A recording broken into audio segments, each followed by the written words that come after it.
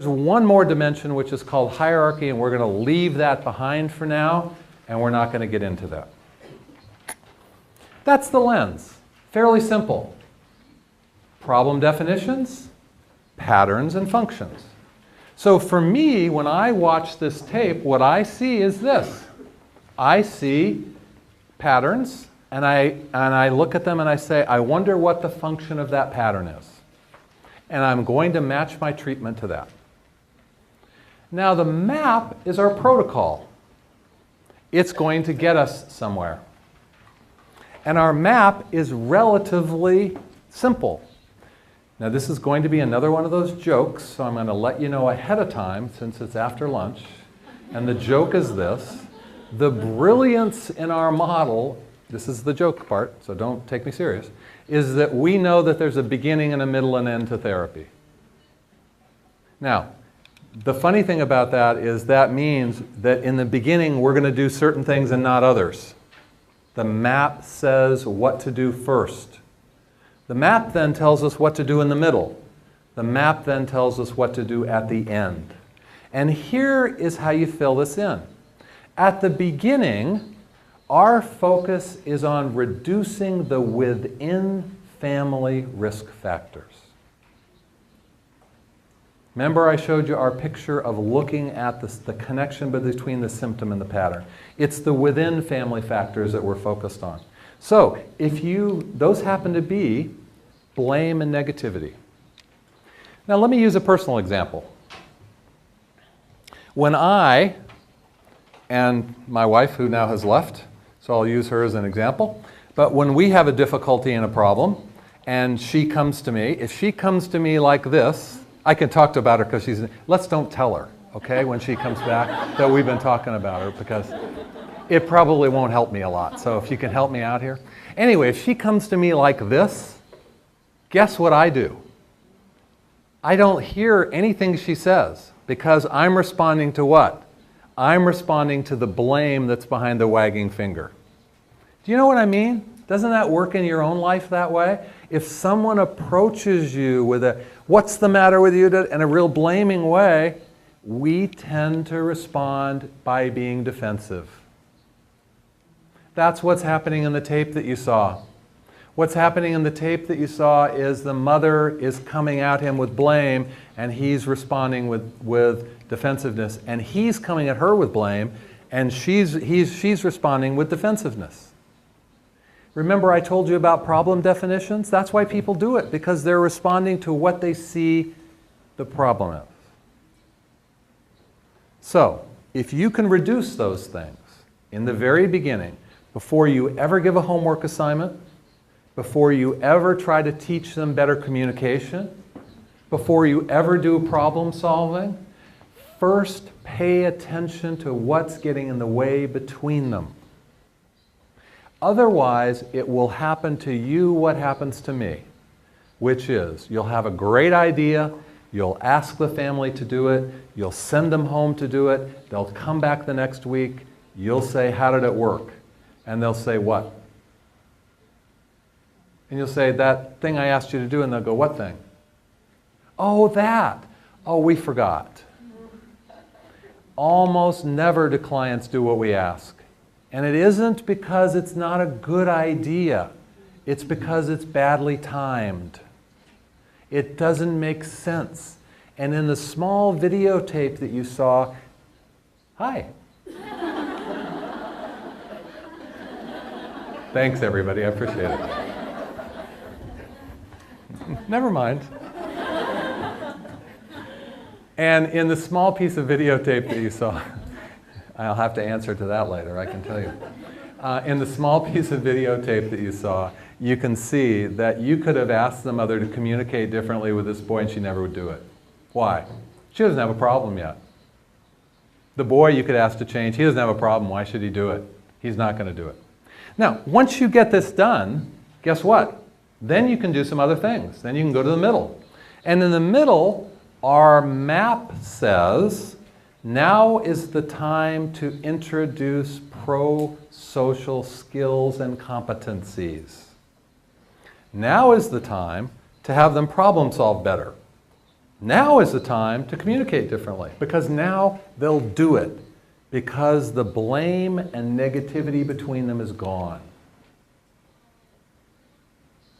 That may take you 3 or 4 sessions to get the blame gone, and you have to restrain yourself before moving on.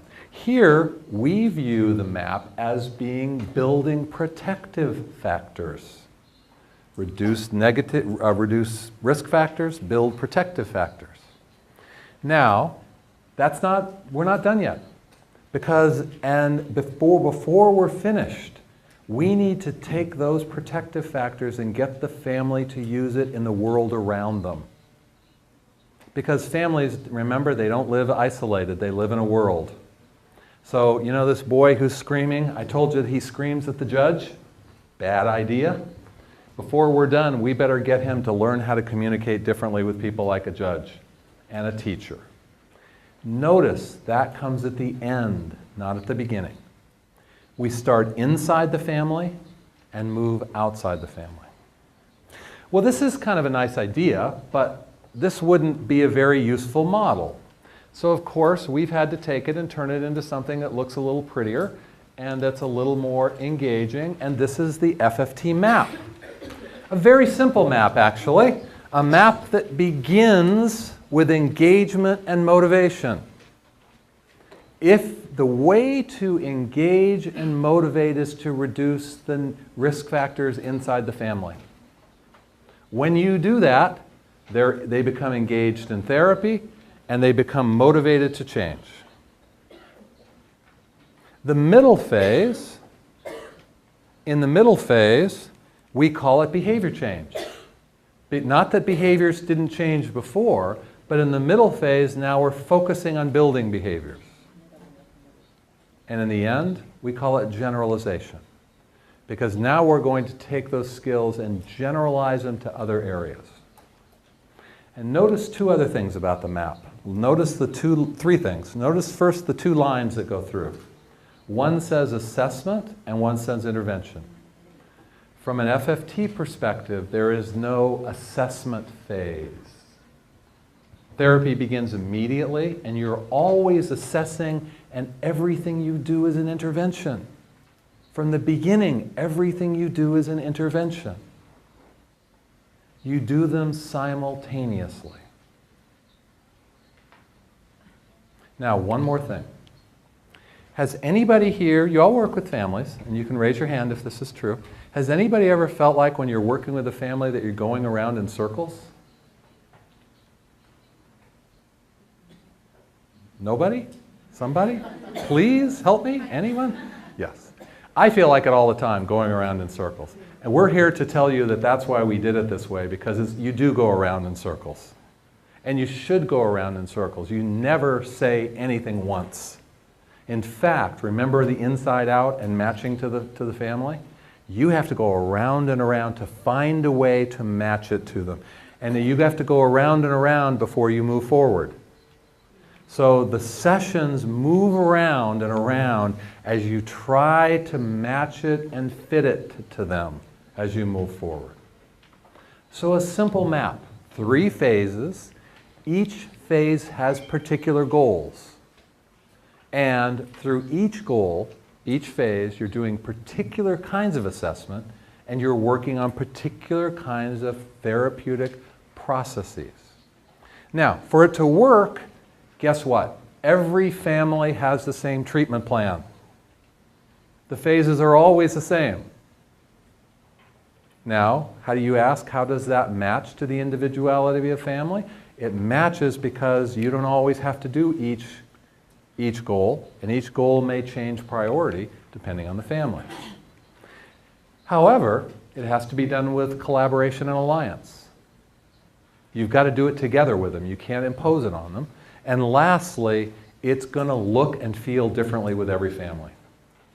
In a second, I am going to show you the rest of the tape now that we have it on the computer, which was a mistake, sorry.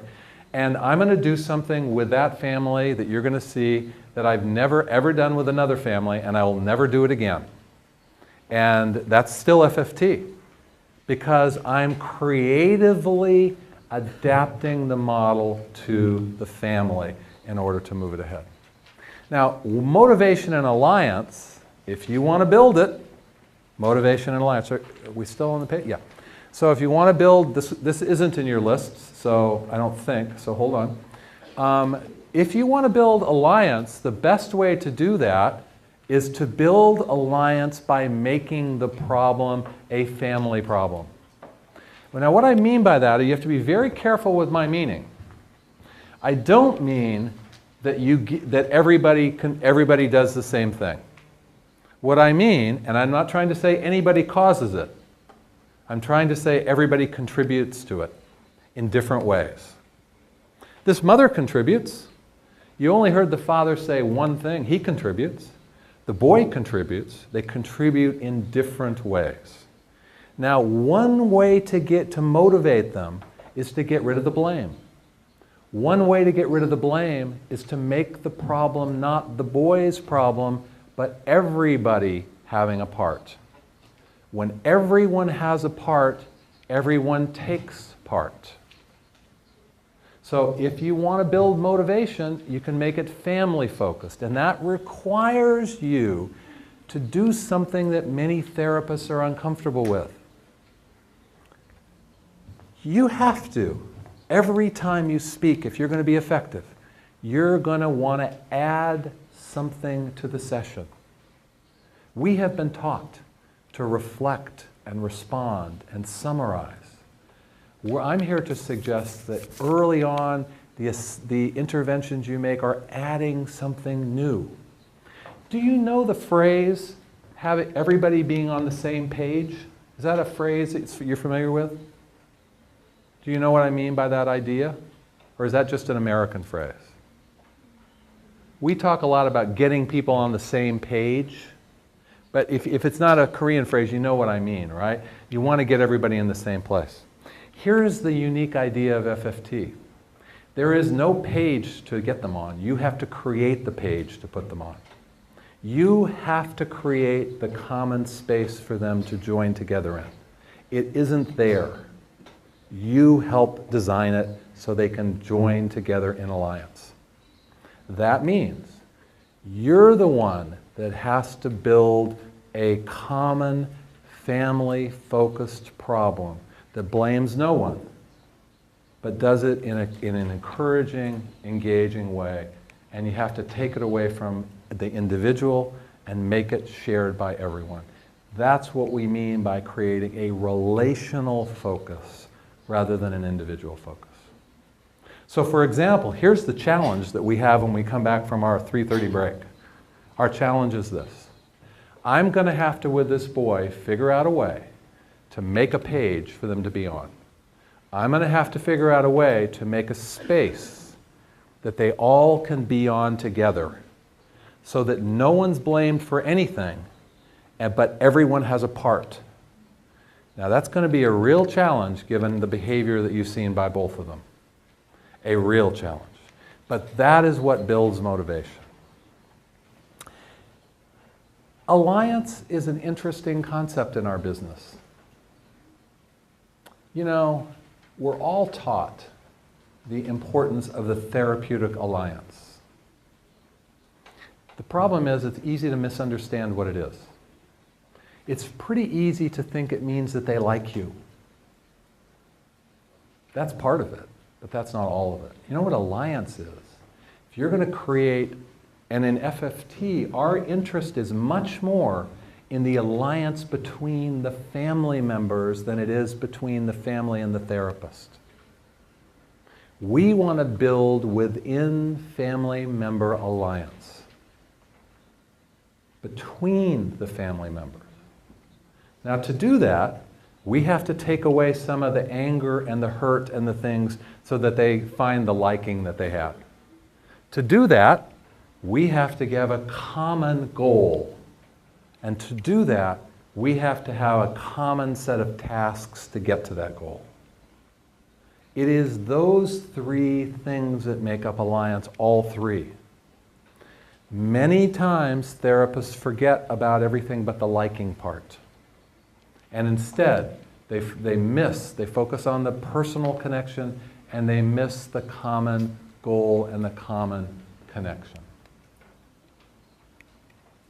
So, the map is relatively simple. Engage and motivate, work, and that reduces the within-family risk factor. The goal is fairly common easy in the second phase, which is to build pro-social skills. And in the end, the goal is fairly simple, which is to generalize those out. Sounds pretty simple. It's pretty simple and it's pretty complicated. And it's all got to be done within family member alliance. So we're going to take our break about 5 minutes early, and we're going to come back, and now that we have the tape on the computer, we will watch how that might get done. Let's take our break. Gosh, I was still taking a break.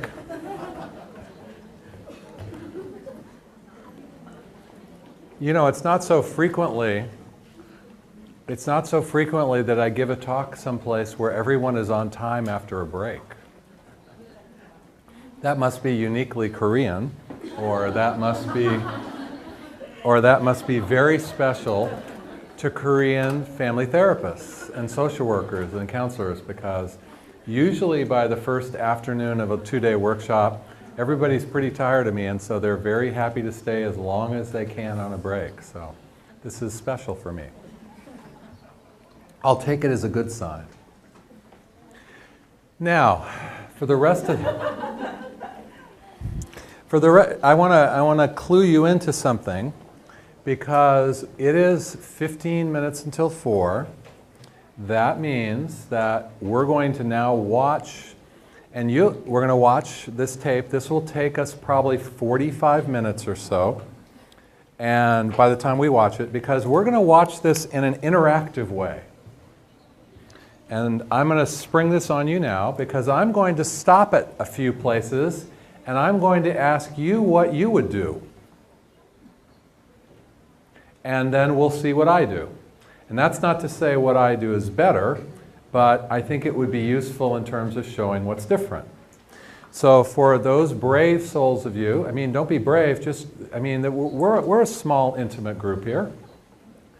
So it's just throw out your ideas. So when I stop it, what we're going to do is we'll take the mic around and let you say what you would do. We'll just do 2 or 3. We'll just do it 2 or 3 places, because I think that would be kind of useful. And again, my point in doing this is not to say that anybody's wrong. There are a lot of good ways to do therapy. And I know that this is a very experienced room of therapists. Those of you that work individually, those that work in social work settings and counseling settings, and those of you family therapists. But I want to try to illustrate in the short time we have today and tomorrow the differences and the unique features. And as you can see, there's one thing for me to talk about it, and there's another thing for us to be able to experience it. So this is one way of experiencing it. The other way is I'm very thankful that the creative ones of you in the audience have decided that you want to really challenge me by becoming a family and seeing what I can do. So I can guarantee nothing, because I have to tell you that, you know what? Families are easier than role plays by family therapists. So I know it'll be a challenge. And the way I think we're going to work this out, the way we'll work this out is to make sure that Astrid can talk with you, not to help me, trust me, she won't do that, but to make sure that she can get everybody oriented so that it can be a useful role play. Otherwise, it can just be not so useful, and we want to make sure you've thought it out so it can be as real as it can be. Now, once we're done with watching the tape and doing this, we're going to have a period of time for questions. So the end of the day has been structured for questions. So that can be, as I said earlier today, that can be a period of time where we can all sit quietly and we can meditate, or that can be a period of time where we can have questions. So start to think of your questions, because it's quite some time that we'll have to ask them. And you know, this is a really great opportunity because I've said a number of things today that I'm sure make sense, and I've said other things that don't. And I've said some things you probably disagree with.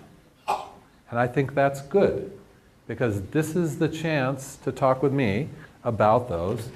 And I don't see those disagreements as bad, I just see them as a wonderful opportunity for us to sort through and understand. For example, in the break I had a wonderful question from a nice young lady that asked me, what does functional mean? And that's a good question. And it's an important question because I've used it all day today already. And not only have I used it, so I'm really glad someone finally asked. And I suggested to her that rather than me answering her, I'll answer to everyone. But so that I can do my part in the question answer, I'll save the answer until the end when we're going to have to fill that space. Because it isn't just a word that I've used today, it's in the title of the model. So it is a brilliant question. What does this mean?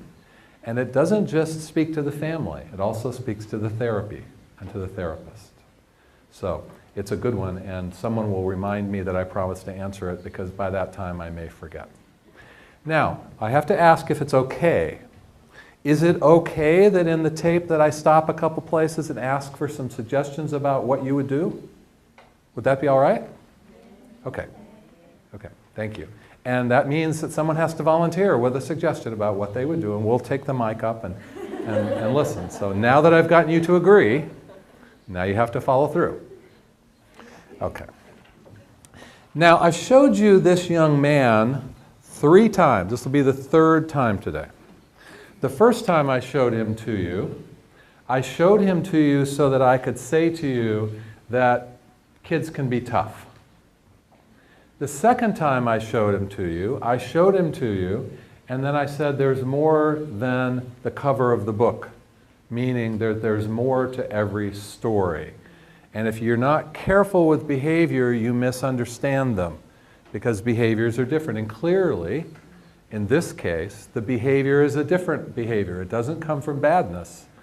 It comes from something else. It's a good illustration. This time, I will show you again the few minutes of the beginning. This time is a different time. Now we've gone from thinking about problems to thinking about intervening. And now I have said to you that step 1 is engaging and motivating. Step 1 is to intervene therapeutically to make it more likely that they come back. Intervene therapeutically so that you can make a difference. Intervene therapeutically so that they can feel like we did something so that there's a reason for them to join us. Think a little bit about how therapy sometimes goes. As therapists, we know that it's important to understand. But as clients, they don't care if we understand. As clients, they want help. And they don't want to wait a month. They don't want to wait a week. They don't want to wait, they want help today. If I go to my physician and my physician says, I promise to help you, you come back 6 more times and I promise I'll help you. I don't think so. In fact, as therapists, we need to adopt that model more frequently.